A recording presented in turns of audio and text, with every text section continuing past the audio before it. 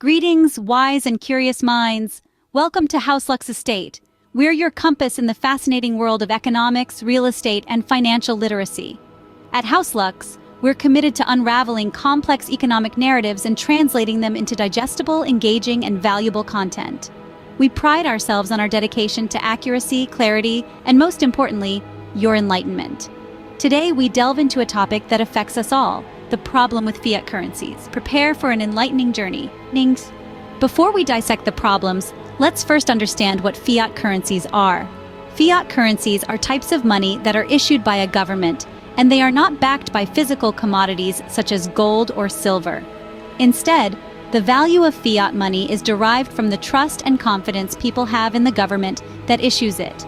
This is a key characteristic of fiat currencies, and it separates them from commodity currencies, which derive their value from the commodity they are made of or represent. Now, you might be wondering, how did we end up with fiat money? Well, it's a tale as old as time itself.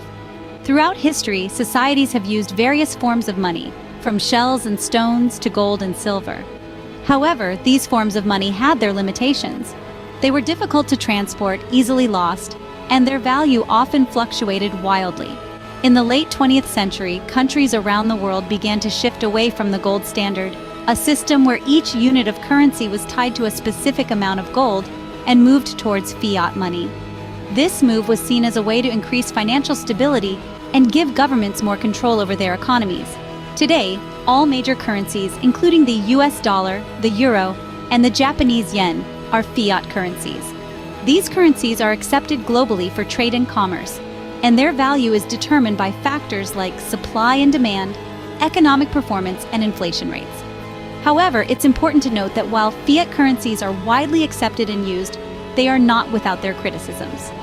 Critics argue that because fiat money is not backed by a physical commodity, it is inherently unstable and susceptible to inflation and other economic issues. Others see the control that governments have over fiat money as a potential for misuse and manipulation. Now that we've grasped what fiat currencies are, let's explore their underlying issues. Inflation, a term you've probably heard, is one of the main problems with fiat currencies. But what exactly is inflation? Simply put, inflation is the rate at which the general level of prices for goods and services is rising, and subsequently, purchasing power is falling. It's the reason why your grandparents could buy a candy bar for just a few cents, while today you might need a couple of dollars for the same treat. Now you might wonder, how is inflation related to fiat currencies? Fiat currencies like the dollar, the euro, or the yen are government-issued money, not backed by a physical commodity like gold or silver.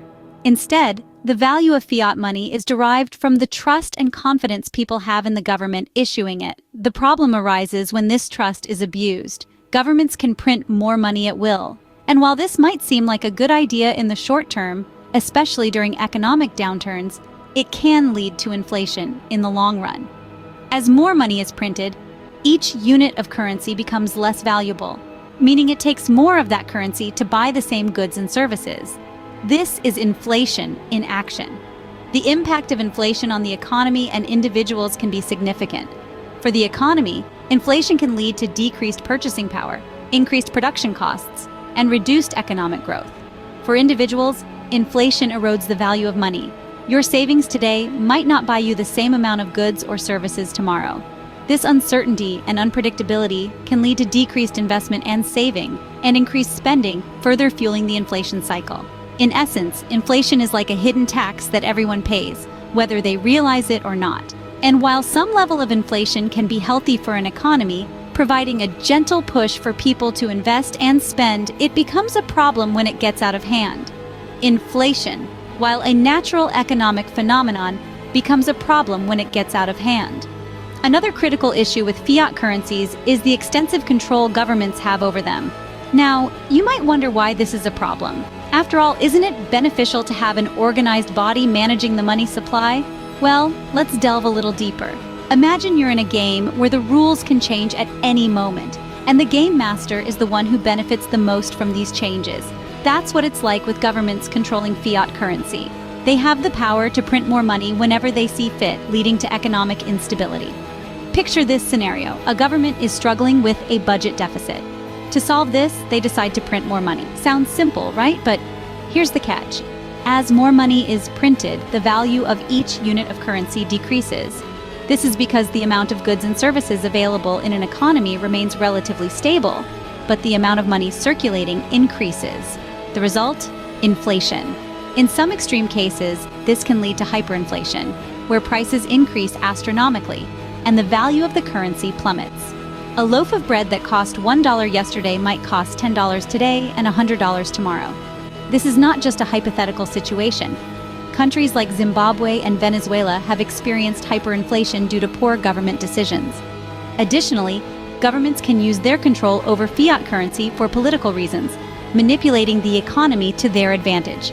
They can devalue the currency to boost exports or control interest rates to influence lending and borrowing. While these strategies might benefit the government in the short term, they can lead to long-term economic instability and crises. As we can see, the power to control a nation's currency can be both a blessing and a curse. It's like a double-edged sword. On one hand, it allows for economic management, but on the other, it opens the door for manipulation and misuse, often to the detriment of the common people. Fiat currencies also grapple with issues of trust and perceived value. Now, let's delve a little deeper into this. Fiat currencies are not backed by a physical commodity like gold or silver. Instead, they derive their value from the trust and confidence of the people who use them.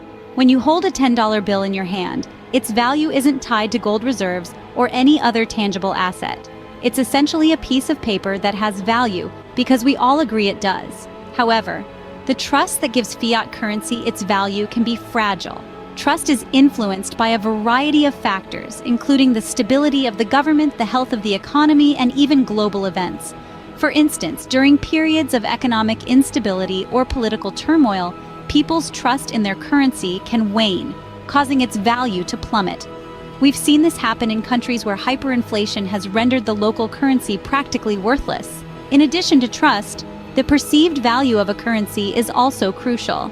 Perception of value is influenced by factors like the country's economic performance, its standing on the global stage, and the policies of its central bank.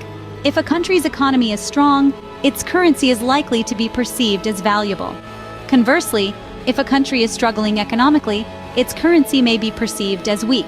Moreover, the perceived value of a currency can be manipulated.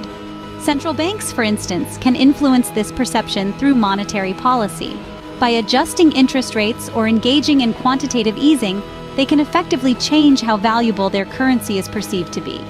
But here's the catch. These manipulations can lead to unintended consequences.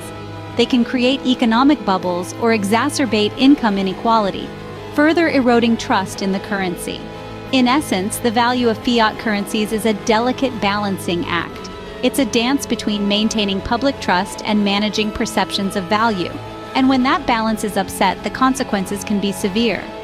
The value of fiat currencies, therefore, hangs in the balance of public trust and perception. Let's recap the main points we've discussed today. We've delved into the complex world of fiat currencies, unearthing the problems intertwined with their use. Firstly, we touched on the issue of inflation. Fiat currencies are not backed by physical commodities, meaning their value is essentially determined by supply and demand. However, when governments print too much money, it can lead to inflation, reducing the purchasing power of the currency and eroding your wealth. Next, we explored the problem of government control. Fiat currencies are regulated by central banks and governments, who can manipulate the money supply to suit their economic agendas. This control can lead to economic instability and even crises affecting the lives of everyday people. Lastly, we discussed the issue of trust and value. Fiat currencies rely heavily on the trust of the public. If that trust is lost, the currency can quickly become worthless. This is a stark reminder of the fragile nature of fiat currencies and their dependence on public confidence. In essence, while fiat currencies have their place, they also come with significant risks. By understanding these risks and the economic principles behind them, we can navigate the financial landscape more effectively and make informed decisions about our money. As we conclude, remember, understanding these economic concepts equips us to make informed financial decisions. Don't forget to subscribe to House Lux Estate for more insightful content. Until next time, stay financially savvy.